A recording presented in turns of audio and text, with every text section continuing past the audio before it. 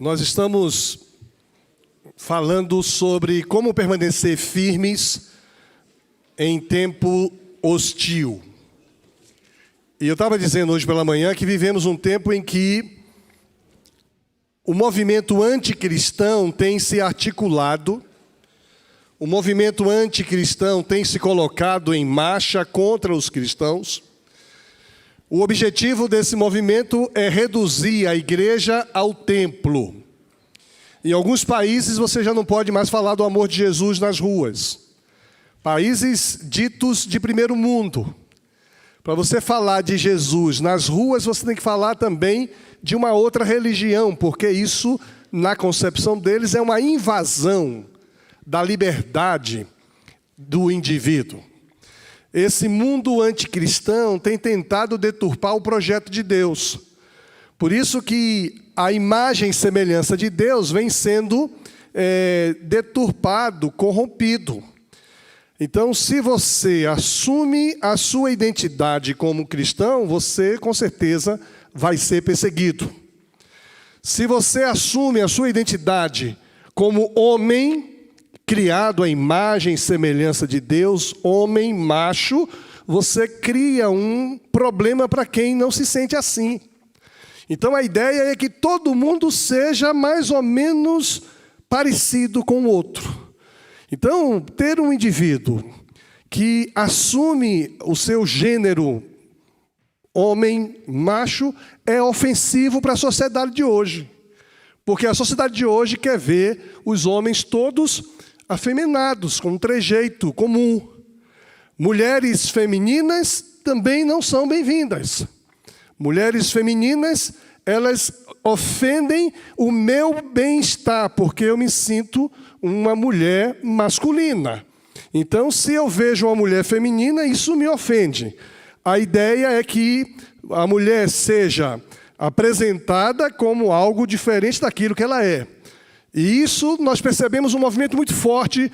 Isso é só um exemplo da situação. Tem outras coisas acontecendo. Porque a ideia é descaracterizar a criação de Deus. E aí colocar o homem no centro da adoração. O homem é que é o centro. O certo é o que eu sinto e o que eu quero. O certo não é o que o outro sente e o que quer. Só que nessa perspectiva vem uma força muito grande contra a liberdade de eu assumir e ser o que eu sou. E aí a gente tem falado que nós estamos vivendo nesse tempo como se nós estivéssemos na Babilônia, como Daniel e os seus amigos estavam na Babilônia, deixaram Judá, as leis de Deus não eram mais a lei da sociedade, os valores do reino de Deus já não eram mais os valores da sociedade que eles viviam, porque eles estavam agora na Babilônia, e na Babilônia era uma situação totalmente diferente, porque Deus não era Deus da nação babilônica. Então, a gente começa a perceber alguns comportamentos que causam em nós estranheza. Começamos a perceber alguma legislação que causa em nós reação negativa. E a gente começa a se sentir não mais desse mundo, mas a verdade é que nós não somos desse mundo. Jesus já disse que nós somos forasteiros aqui, nós somos do reino lá dos céus. Então a gente não tem nada que se escandalizar, perder a paciência com as pessoas, perder o amor para com as pessoas. Pessoas que se sentem, inclusive, diferentes, precisam chegar perto de nós e perceber que são amadas por nós. Até aquelas que muitas vezes nos hostilizam, aquelas que muitas vezes nos fazem mal, que nos julgam, que nos condenam por falar da palavra de Deus, da verdade, elas precisam serem amadas, porque em um determinado momento elas precisarão experimentar o amor de Deus. Então, o grande desafio de sermos cristãos no século XXI é equilibrar essas coisas. Então, nós falamos sobre a necessidade de assumirmos a nossa identidade como cristãos. Quem é cristão verdadeiro precisa viver como cristão verdadeiro. Não tem nada que aceitar o que a sociedade impõe sobre ele. A tentativa de mudar o nome deles. Tentaram mudar o nome de Daniel para Beltesazar. Ele não aceitou. Eu sou Daniel. Depois a gente viu a necessidade de acessarmos os recursos que Deus deixou disponível para nós. Em momentos difíceis, nós precisamos de sabedoria. E esse recurso está disponível. A Bíblia diz, quem tem falta de sabedoria, peça a Deus que todos dá liberalmente. Nós precisamos acessar o poder de Deus em oração. Precisamos desfrutar da comunhão, da presença dos irmãos. E hoje pela manhã começamos a ver um valor interessante, que é ganhar perdendo. Perdendo para ganhar. E a Bíblia diz, aquele que quiser ganhar a sua vida, perdê-la-á. Não tem como você ganhar na sociedade do nosso tempo e ganhar no reino de Deus. É incompatível. Para você ganhar no mundo secularizado lá fora, você vai perder no reino de Deus. Para você ganhar no mundo presente, no aqui e agora, você pode perder a sua eternidade. Aquele que quiser salvar a sua vida, precisa perder para este mundo. E isso é fácil de ouvir, isso é fácil de falar, isso é fácil inclusive de pregar. Tem muitas coisas que a gente vive na teoria e na hora de viver é difícil. Fico imaginando se agora entrasse aqui um pilotão de extermínio, altamente, fortemente armado, e dissesse o seguinte: só vai ficar aqui quem continuar afirmando que Jesus Cristo é Senhor, porque os que ficarem aqui nós vamos exterminar. Nós vamos mandá-los se encontrar com Jesus agora. Quem quiser ganhar sua vida, saia. Vou dar 5 minutos para isso. Eu não sei como é que seria a cena aqui.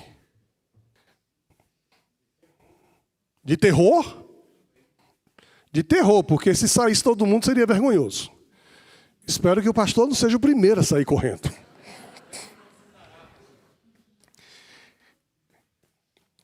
E se todos ficarem, será uma cena de terror. Porque humanamente as mídias, as manchetes iam dizer: igreja em Curitiba é metralhada. Mas seria uma das coisas mais lindas, Beth. Oh, que coisa maravilhosa. A gente ia para o céu todo mundo junto.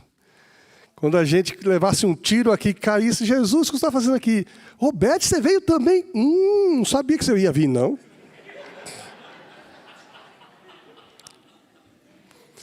Eu estou brincando com algo muito sério, mas é muito sério. Só que a gente vive esse tipo de pressão não com a nossa vida, com uma metralhadora ou com um objeto de tirar a vida, de violência. Nós vivemos essa realidade assim: negue aquilo que você aprendeu. Negue aquilo que você tem ouvido. Aquilo que está na Bíblia é coisa do passado, isso não existe mais. A tentativa hoje é fazer-nos negar os valores do reino de Deus dentro da igreja. E muitas vezes nós estamos dentro da igreja trabalhando a favor do inimigo. Tem gente dentro da igreja querendo desconstruir a verdade revelada de Deus. Hoje pela manhã o pastor Antônio falou na lição de um pastor que disse que a Bíblia precisava ser adequada aos valores do novo tempo. Só que a Bíblia diz que ai de quem tirar ou colocar um tio. Não podemos mexer na revelação de Deus. A revelação de Deus vem sendo verdade ao longo dos anos e continuará sendo verdade eternamente. Ah, mas colocam dúvida na minha cabeça. A experiência de hoje, Daniel capítulo 3, versículo 15 e 18, diz assim: eu lhes darei mais uma chance de se prostrarem e adorarem a estátua que fiz, quando ouvirem o som dos instrumentos musicais. Se, contudo, vocês se recusarem, serão lançados de imediato na fornalha ardente. E então, que Deus será capaz de livrá-los das minhas mãos? Sadraque, Mesaque e Abednego responderam: ó Nabucodonosor, não precisamos nos defender diante do rei. Se formos lançados na fornalha ardente, o Deus a quem servimos pode nos livrar, sim. Ele nos livrará de suas mãos, ó rei. Mas ainda que ele não nos livre, queremos deixar claro, ó rei, que jamais serviremos seus deuses ou adoraremos a estátua de ouro que o rei levantou. Nós somos tentados a adorar a estátua de ouro em momentos difíceis. Nós, por exemplo, que vivemos numa sociedade de sincretismo, de mistura, alguém me convida para um culto ecumênico. Pastor Ilquias, gostaria que o senhor desse uma palavra no culto ecumênico. Falei, quais são as outras religiões presentes? Aí, quando cito uma religião não cristã, eu digo, olha, eu gostaria de esclarecer aqui alguns termos. Existe culto ecumênico e ato ecumênico. O culto ecumênico significa que eu vou cultuar os deuses das religiões presentes. A religião não cristã vai cultuar o Cristo. A religião cristã vai cultuar o Buda, a reencarnação, as boas obras, a outras entidades. Então, como neste episódio existem religiões não cristãs, eu queria fazer duas sugestões. A primeira, que mude o nome de culto ecumênico para ato ecumênico. Se for um ato ecumênico, eu irei. Mas se for um culto ecumênico, eu não poderei ir. Ah, não conhecia esse conceito. Falei, isso é um conceito politicamente correto. Ah, muito bem. Segunda coisa é que divulgue como ato ecumênico. E aí eu não tenho nenhuma dificuldade de participar de ato ecumênico, que é um ato, uma formatura. Eu preguei na formatura de uma irmã aqui da igreja, e ela disse, você nem se lembra que pregou na minha formatura? Lembro, sim, foi numa igreja católica ali, perto do estádio do Coxa. Preguei ali, tinha um padre muito gentil, participou comigo. Foi um ato ecumênico maravilhoso. Mas, às vezes, sem querer, a gente é levado a cultuar. Eu estava assistindo um seriado, e eu estou tentando aprender inglês, e a melhor maneira de se aprender inglês é você ouvir e ler inglês. Então, tem uma série que eu já vi toda ela em português, agora estou vendo toda ela em inglês. Quero confessar uma coisa para vocês, não entendo nada. No final da série, vou entender alguma coisa. Mas tem uma cena que uma filha de pastor, neta de pastor, faz uma cheirada de uma carreira. E aí oferece para sua prima, que está chegando agora. Mas ela não oferece dizendo, olha, isso aqui é cocaína. Você quer dar uma cheiradinha?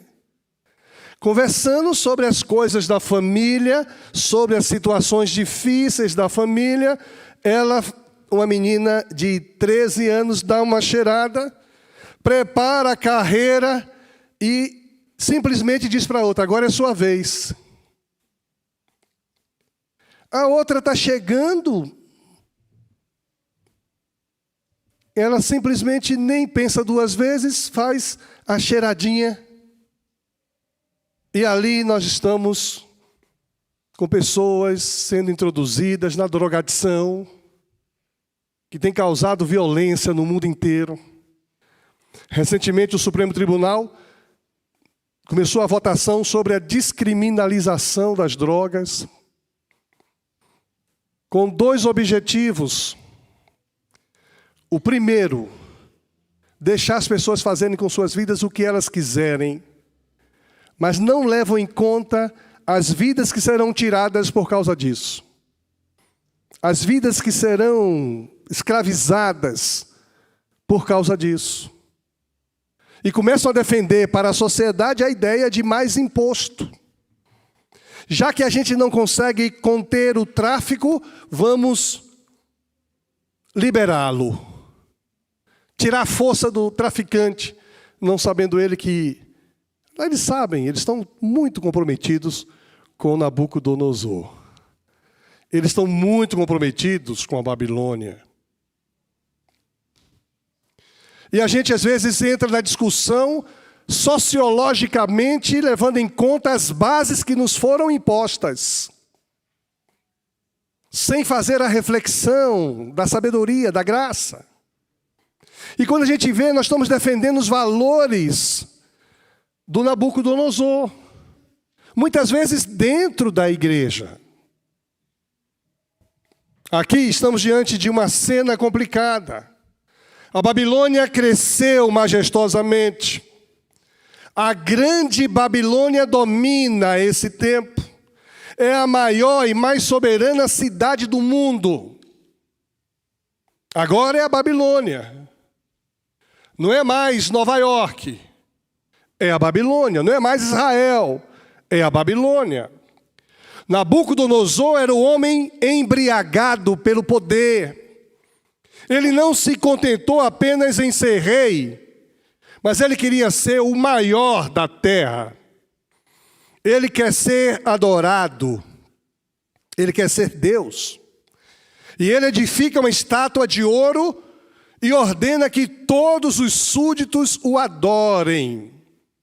A vontade do rei era a lei absoluta nesse contexto.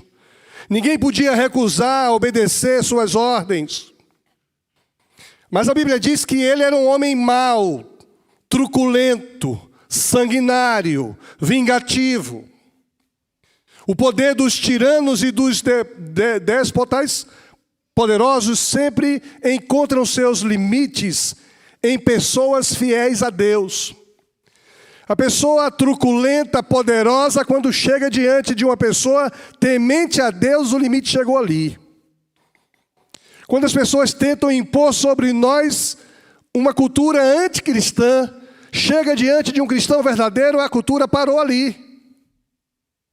O limite dessa truculência é a fidelidade a Deus. E eu já disse isso a algumas autoridades do alto escalão. Tem coisas que o nosso povo vai fazer sempre. Orar pelas autoridades, independente de quem sejam elas. Obedecer às autoridades no que for no Senhor. O que diverge do Senhor, nós não obedeceremos.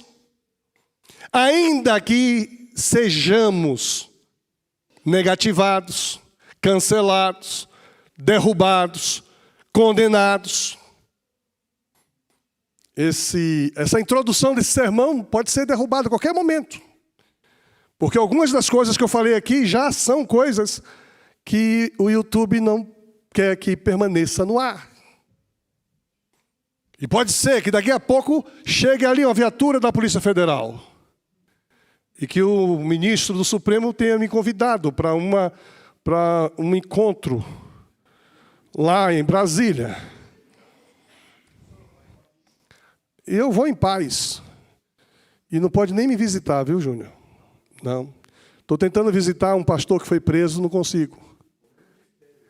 Colônia de férias. É meu irmão que quer que eu vá para essa colônia de férias. Imagine você. Mas o limite da arrogância humana está diante de um crente fiel. Chegou aqui e parou. Você vai ter que adorar a estátua que eu criei. Não vou adorar. Se você não adorar, você vai morrer. Não vou adorar. Os 3 jovens hebreus provocaram uma nota dissonante no meio daquela sinfonia de servidão de um dirigente déspota.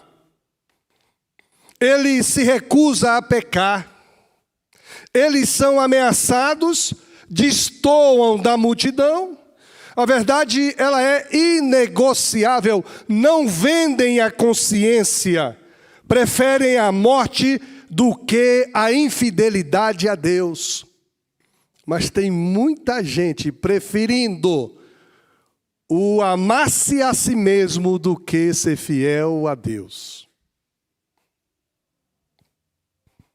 Estão prontos a morrer, mas não querem pecar. Nesse episódio, queremos aprender algumas lições importantes de quando perdemos para ganhar. Perdemos para ganhar quando a fidelidade a Deus é uma questão inegociável. A fidelidade a Deus, ela é inegociável. Muita coisa é negociável, mas a fidelidade a Deus não. Eu aprendi isso com muita clareza, já desde pequeno. Ser dizimista é uma fidelidade a Deus e isso é inegociável. Tem nada a ver com a igreja não precisa de dinheiro não, mas eu preciso da fidelidade de Deus. E como expressão da minha gratidão, eu sou fiel dizimista ao Senhor. Ponto final. É inegociável. Vocabulário adequado é inegociável. Eu chamava um pouco de palavrão quando era adolescente. Mas um dia, lendo a palavra de Deus, descobri que não pode sair da minha boca nenhuma palavra torpe. É inegociável. Determinadas coisas que a sociedade tenta impor sobre nós, dizendo que tudo isso é permitido, é inegociável diante do Senhor. Versículo 12. Alguns judeus, Sadraque, Mesaque e Abednego, que o rei encarregou da província da Babilônia, não lhe dão atenção ao rei, recusam-se a servir seus deuses e não adoram a estátua de ouro que o rei levantou. Eles foram denunciados, foram entregados. Esses 3 jovens entendem que agradar a Deus é mais importante do que preservar suas próprias vidas. Eu e você precisamos entender que agradar a Deus é mais importante do que agradar a nós mesmos. Agradar ao nosso ego, ao nosso eu, ou pessoas outras quaisquer, que queiram nos induzir a fazer o que é diferente da vontade de Deus. Esses meninos estão dispostos a discordar de todos, ainda que isso significasse a morte. Estão dispostos a morrer, mas não querem pecar. Eles não eram produto do meio. Eles também não eram influenciados pelo meio. Eles estavam cercados de pessoas conformistas, mas eles tinham coragem para ser diferente. E eles não tinham ainda a instrução do apóstolo Paulo aos Romanos, dizendo, não vos conformeis a este mundo. Mesmo assim, eles não se conformavam com este mundo. E hoje há uma pressão para que a gente se conforme. Muitas vezes a fidelidade a Deus pode nos levar para a fornalha, ou mesmo para a cova dos leões, ou para uma discriminação. Não brinca com ele não, porque ele é crente. Não jogue bola com ele não, porque ele é crente. Não vamos convidar ela não, ela é crente. E a gente então começa a querer fazer o que não devemos para ser incluídos ali. Muitas vezes a fidelidade a Deus pode nos levar a ser rejeitados pelo grupo, ou sermos despedidos de uma empresa. Eu contei com muita alegria uma menina aqui na igreja que me ligou dizendo, pastor, o meu patrão quer que eu minta e eu decidi que eu vou ser fiel a Deus. Como é que eu digo para o meu patrão?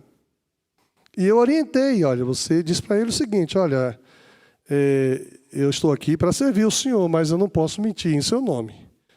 Eu vou dizer para fulano que o Senhor não pode atendê-lo, mas dizer que o Senhor não está, eu não posso fazer. E ela então falou isso esperando ser demitida, ela foi promovida. Porque aí o chefe disse, essa é uma mulher fiel, que vale a pena confiar. Não troca seus valores. Nosso compromisso não é com o sucesso, mas com a fidelidade a Deus. Há muitas pessoas que conseguem o sucesso vendendo sua consciência, transigindo com os valores absolutos. Vocês querem ver uma coisa? Melhor formador musical para a sociedade é a igreja. Você pode ver muitos que estão na parada de sucesso, aprenderam a cantar ou tocar na igreja. Os maiores nomes aprenderam a tocar na igreja evangélica. Aí depois se vendem pelo sucesso lá fora. Se a gente vê a história de Cazuza, a história de Elvis Presley, Pepeu Gomes e outros nomes que eu estou um pouco desligado desse métier, dessa linha, começaram a cantar dentro da igreja. Whitney Houston. E poderia passar a noite toda citando nomes que vai vindo novos nomes na minha mente. Do nosso tempo hoje temos alguns talvez aí. Anitta, eu nem sei quem é, mas Anitta.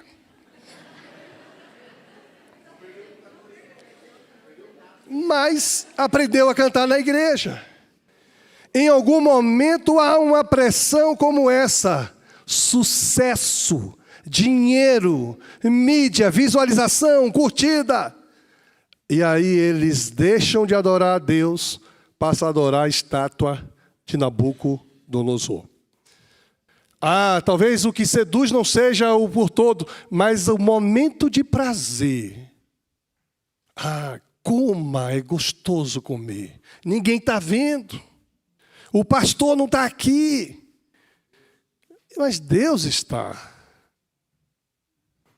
O mundo tem sua própria fornalha ardente à espera daqueles que não se conformam em adorar ídolos.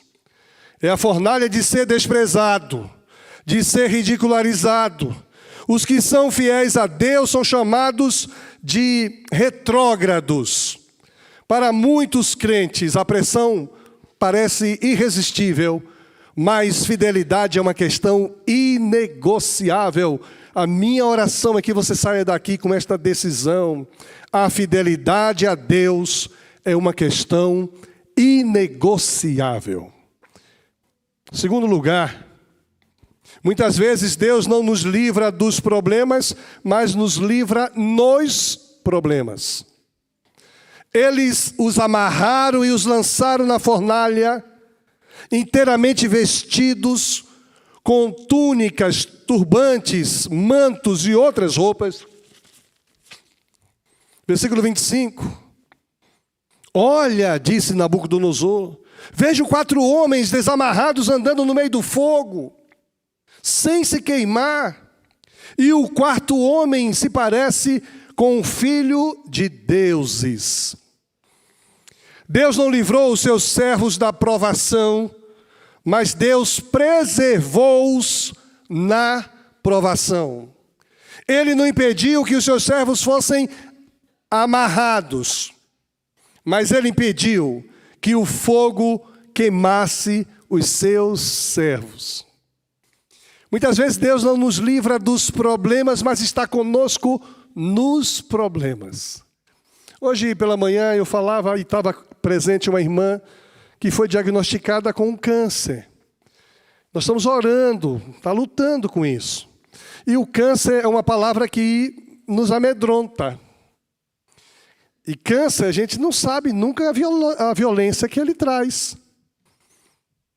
E eu dizia hoje, pregando para todo mundo, mas pensando nessa irmã, Deus muitas vezes não nos livra do câncer, mas está conosco enquanto passamos pelo câncer.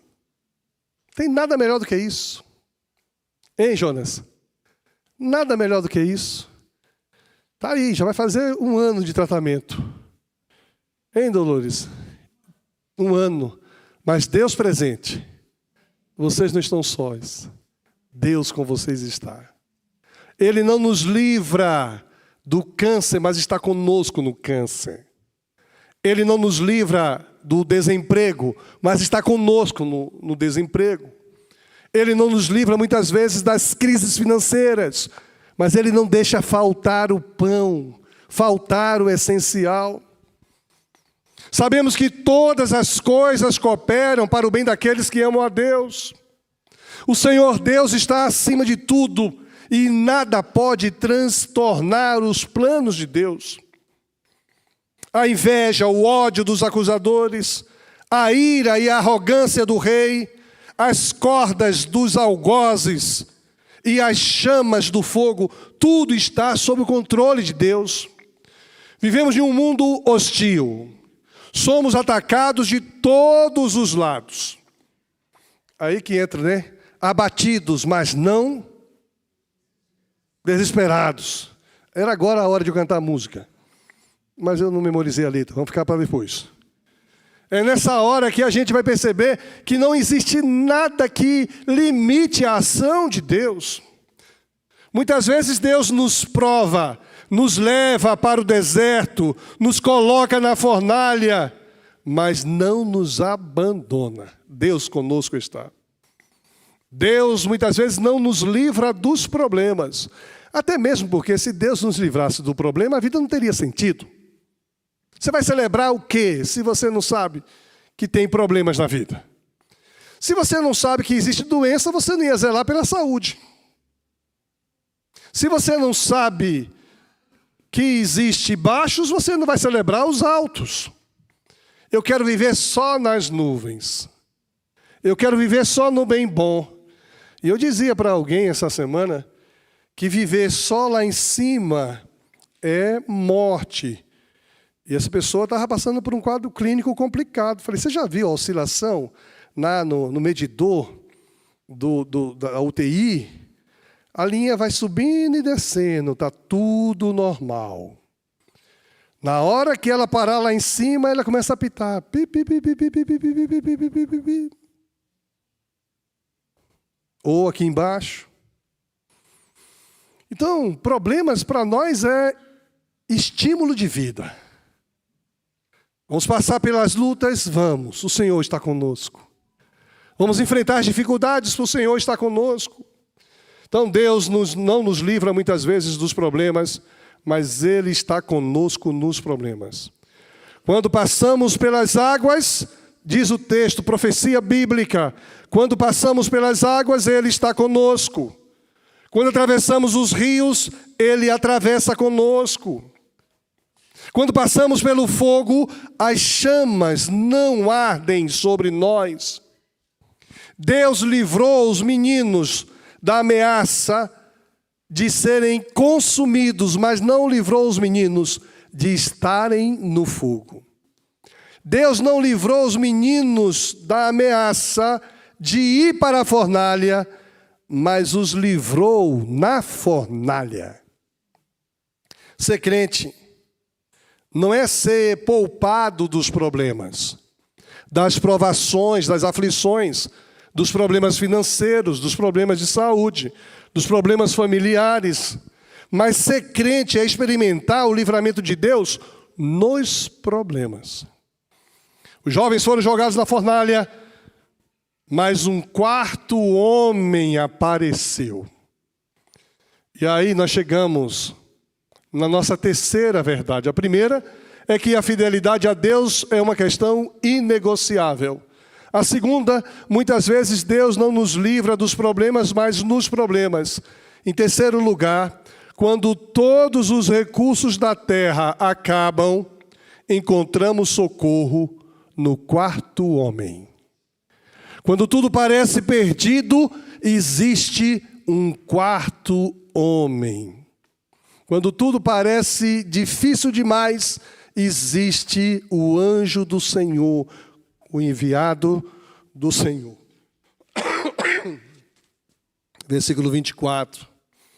De repente, porém, o rei Nabucodonosor se levantou, espantado, e disse aos seus conselheiros: não foram 3 os homens que amarramos e lançamos na fornalha? Sim, ó rei, responderam eles. Versículo 25. Olhe, disse Nabucodonosor, vejo 4 homens desamarrados passeando no meio do fogo. Quando somos fiéis a Deus, Ele tem um encontro conosco na fornalha. Nós estamos com um encontro marcado com o Senhor no meio da tribulação. Só temos duas escolhas: ou ficamos fora da fornalha com Nabucodonosor, ou dentro da fornalha com Cristo. Não há meio termo, mas o lugar de calor irresistível é também o lugar de comunhão intensa com o Senhor. Nos momentos mais difíceis, Deus estava comigo. Quem já passou momentos assim sabe agora do que eu estou dizendo. Quem ainda não sabe vai passar por um momento muito difícil e vai perceber se você está sozinho ou se Deus está com você. Precisamos crer nisso. Não há fornalha ardente que consiga destruir o povo de Deus. Acabam se tornando o próprio meio para que Deus use, para preservar, para redefinir, para nos incentivar. O quarto homem sempre vem ao nosso encontro na hora da aflição, na hora da dor, na hora da humilhação. Sempre vem o quarto homem. E às vezes a gente vê, às vezes a gente fala, às vezes a gente conversa com ele. Eu já ouvi uma história verdadeira de uma pessoa que ficou viúva. E viúva rica, gente, vocês sabem que não falta pretendente, né? Tem alguns caras aqui que não se cuidam, mas já fizeram a providência de deixar um seguro bom para a esposa. E eu digo, pode deixar que quando você morrer, eu vou fazer o culto fúnebre e já vou estar dizendo esse sim, esse não, esse sim, esse não. Porque a fila é grande para a viúva. Viúva bonita, com um grande seguro não falta pretendente. Tem alguns aqui que vivem assim, então cuidado. Cuidado, viúvo. Vá cuidar da sua saúde, senão você perdeu, playboy, dançou. Aí disse que essa mulher ficou viúva e alguém tentava roubar essa mulher. Isso foi na década passada. E toda vez que o pessoal ficava de campana para roubar essa mulher, ela saía de casa com 2 rapazes altos e fortes. E os caras ficavam assim, essa mulher não anda sozinha, querendo roubar essa mulher. Até que um dia, um desses rapazes entra na igreja, porque a mulher saía, vinha para a igreja, vinha com outra pessoa. E esse cara entra na igreja, ao entrar na igreja, tem um encontro transformador com Jesus. Aquele malfeitor entrega a sua vida a Jesus, passa a ser uma nova criatura, e um determinado dia ele se toca que a mulher que ele queria roubar estava na igreja, mas a pessoa que via com ela não estava na igreja. E ela então, ele pergunta, irmã, lá atrás eu sempre vi a irmã, vi andar por aí com uma pessoa nessa altura, nessa cor, etc. Onde é que anda aquela pessoa? Disse, não, eu sempre andei sozinha, meu filho. Então, Leila, esse negócio de querer casar de novo, talvez tenha aí um anjo bonitão do seu lado, que os homens não, né? Aí ele disse, eu sempre andei sozinha, pastor. Mas tinha um anjo do Senhor ali, protegendo. O anjo do Senhor acampa-se ao redor dos que o temem e os livra, e os guarda. Quando tememos ao Senhor, nós não estamos sós. Em que fornalha você está? Talvez você esteja na fornalha dos problemas conjugais. O amor está esfriando, as mágoas estão crescendo como um fogo. O diálogo está acabando. Sente que o seu casamento está amarrado, atado, atirado em uma fornalha acesa de dor e de lágrimas. O quarto homem pode hoje trazer livramento para você. Talvez você esteja na fornalha dos problemas financeiros. Situação amarga, noites mal dormidas, madrugadas de insônias, ansiedade, portas fechadas, desemprego, salário defasado, compromissos batendo à sua porta. O quarto homem pode trazer livramento. Ele é o dono do ouro e Ele é o dono da prata. Talvez você esteja enfrentando a fornalha dos problemas espirituais. A sua vida devocional está doente. Acabou a alegria da intimidade com Deus. Cessou o coração fervoroso. A devoção a Deus acabou. A paixão pelas almas perdidas não existe mais. O quarto homem pode incendiar de novo o seu coração. Talvez você esteja enfrentando a fornalha dos problemas sentimentais. E aqui me parece ser a fornalha mais comum do tempo que vivemos. Você está com medo. Você está em pânico. Você está com medo da solidão. Você se sente abandonado. Medo de não ser aceito. Medo de tropeçar, de cair, de naufragar. Mas o quarto homem, ele pode livrar você hoje. Qual é a fornalha que você está vivendo? Muitos homens de Deus já estiveram na fornalha. Abraão no Moriá, Jacó no vale de Jaboque, José na prisão, Jó no monturo, Davi nos desertos, Daniel na cova dos leões, vamos ver a semana que vem, Pedro na prisão, no cárcere, João deportado na ilha de Pátimos. E eu poderia citar aqui aonde a fornalha de alguns de nós já nos levou. Mas eu também posso mostrar o quarto homem presente na vida de muitos de nós também. Todos esses, à semelhança dos 3 jovens hebreus, experimentaram a companhia do quarto homem. O quarto homem sempre vem ao nosso socorro. Quando os nossos recursos acabam, o quarto homem entra com a sua provisão. Quando somos abandonados, o quarto homem está presente para nos acolher. Quando estamos enfermos, o quarto homem está presente, nos consolando, nos socorrendo.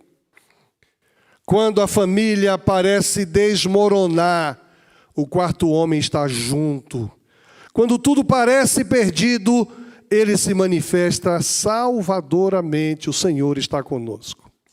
Quando o quarto homem nos faz sair da fornalha, até os nossos inimigos precisam reconhecer que Deus é Deus. Interessante, versículo 28. Então Nabucodonosor disse: louvado seja o Deus de Sadraque, Mesaque e Abidnego. O homem que queria ser adorado diz: louvado seja o Deus desses meninos. Ele enviou seu anjo para livrar. Eles desafiaram a ordem do rei e estavam dispostos a morrer em vez de servir e adorar a uma estátua. Deus os livrou. Versículo 30, fechando o capítulo. E a gente vai ler que é Nabucodonosor que promove, mas o pastor Hernandes Dias Lopes, comentando esse texto, diz que é Deus que promove. Deus nos promove quando saímos da fornalha. Versículo 30.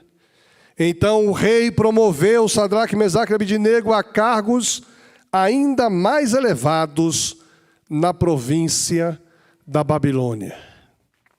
Mas quem promoveu de fato foi Deus.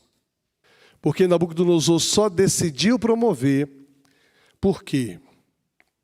Porque Deus era o quarto homem na fornalha. Eu quero convidar a equipe do louvor que venha para cá e eu quero concluir perguntando a você exatamente em que fornalha você está. Talvez você esteja na fornalha dos problemas conjugais. Esse é o momento de você dizer: olha, Deus, eu estou na fornalha do meu problema conjugal. O meu casamento precisa do Senhor. Talvez a fornalha que você esteja seja a fornalha das finanças.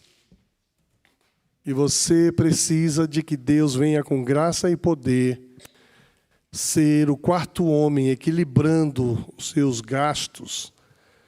Agora, se você não é dizimista, comece por aí, acertando sua vida com Deus. Talvez a fornalha que você esteja enfrentando seja a fornalha espiritual. Você tem vivido sua vida cristã de maneira rotineira. Deus está querendo que você experimente o poder do quarto homem na sua vida. Talvez a fornalha seja esses problemas sentimentais. Medo da solidão, do abandono, síndrome de pânico. Eu não sei em que fornalha você está, mas a exemplo do que vimos aqui, se você está em uma fornalha, perceba o quarto homem na fornalha. E aí eu queria que você pudesse responder essa palavra aí muito particular no seu coração. Aqueles meninos estavam no meio do fogo. Deus estava no meio do fogo com eles. E se você precisa ver o quarto homem na fornalha, eu queria que você colocasse sua vida na presença de Deus. Colocasse essa situação diante de Deus. E eu sei que esses problemas são muito sérios. Problemas conjugais são muito sérios. Enfermidade, muito sério. Situação financeira, muito sério. Frieza espiritual, muito sério. Por isso, essa oração que nós vamos fazer, eu vou pedir a você que pode se colocar de joelhos diante do Senhor. Se você não pode, fique sentado, não tem problema. Tem gente que tem dificuldade de dobrar os joelhos. Mas se você pode, coloque-se de joelho diante do Senhor.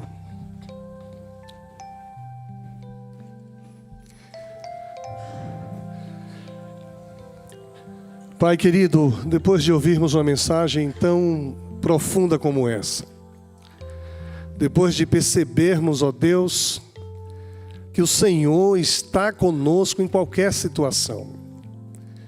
Aquilo que parecia ser o fim para Sadraque, Mesaque e Abednego, se transformou na presença poderosa do Senhor na vida deles, no meio deles.